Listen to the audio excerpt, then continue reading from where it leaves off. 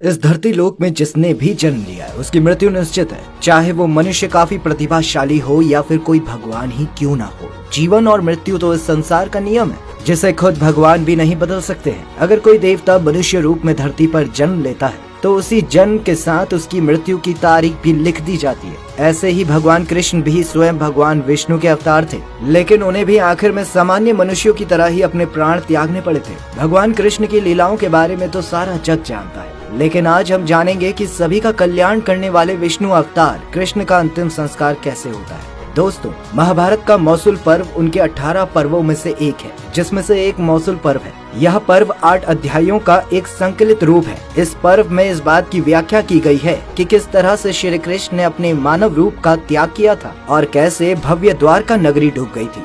महाभारत का युद्ध खत्म होने के बाद कौरवों की माता गंधारी अपने 100 पुत्रों की मृत्यु से बहुत दुखी थी। कभी 100 पुत्रों की माता कहलाने वाली गंधारी की कोख सूनी हो चुकी थी। अपने इसी दुख के कारण गंधारी विलाप कर रही थी कि तभी उन्हें समझाने के लिए कृष्ण उनके शिविर में गए। पहले से दुखी गंधारी का मन कृष्ण को देखकर क्रोधित हो उठा। उन्होंने क्रोध में कृष्ण को बहुत बुरा भला कहा। उन्होंने विलाप करते हुए कृष्ण से कहा कि इस महायुद्ध के जिम्मेदार सिर्फ और सिर्फ तुम हो। अगर तुम चाहते तो ये युद्ध टल सकता था, लेकिन तुमने ऐसा कुछ नहीं किया, इसलिए आज मेरे 100 पुत्रों की मृत्यु के दोषी तुम हो कृष्ण। इतना सब कहकर गंधारी कृष्ण को श्राप दे देती है और कहती है कि आज मैं शिव भक्तनी गंधारी तुम्हें श्राप देती हूँ कि जिस तरह मेरे कुल का नाश हुआ है उसी के भांति आज से 36 वर्ष बाद तुम्हारे पूरे यदुवंश का समूल नाश हो जाएगा और साथ ही तुम्हारी भव्य द्वारिका नगरी जिस पर तुम्हें इतना गुमान है वो भी समुद्र में डूब जाएगी। भगवान कृष्ण तो सर्वज्ञाता थे,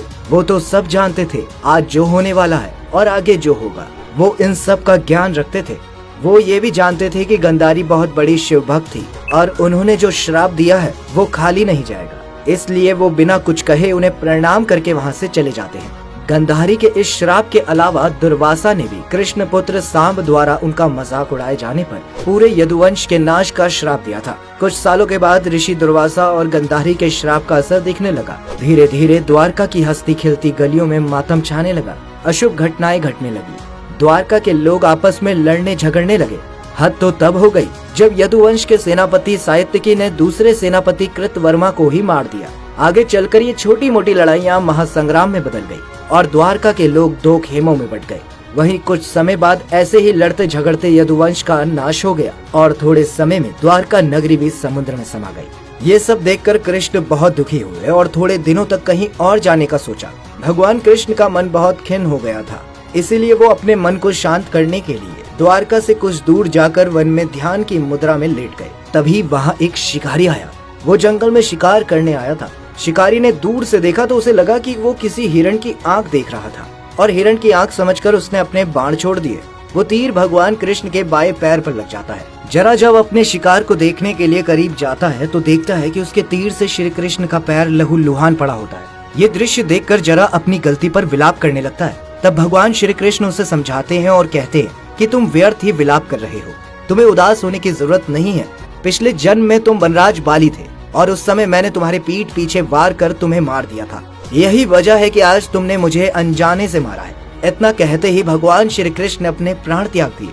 भगवान श्री कृष्ण की मृत्यु का समाचार सुनने के साथ ही पांडव उनके पास आते। कृष्ण ने अपने प्राण द्वारिकापुरी में स्थापित सोमनाथ कस्बे के पास हिरण्य, सरस्वती और एक कबीला इन 3 नदियों के संगम के पास त्यागे थे और यहीं त्रिवेणी के घाट पर भगवान कृष्ण का अंतिम संस्कार पूरे विधि विधान से किया गया था। भगवान श्री कृष्ण का तो वंश खत्म हो चुका था, इसीलिए कृष्ण का अंतिम संस्कार पांडव करते। कृष्ण को मुखाग्नि उनके सखा अर्जुन ने दी थी। जिस जगह पर भगवान कृष्ण ने अपने प्राण त्यागे थे उस जगह पर आज भी एक बरगद का पेड़ और सरोवर है। इस जगह को अब बालक तीर्थ के नाम से जाना जाता है और जहाँ कृष्ण का अंतिम संस्कार किया गया था उस पवित्र जगह को गोलोक धाम के नाम से जाना जाता है। ये जगह गुजरात के गिर सोमनाथ जिले के पश्चिमी छोर पर स्थित है।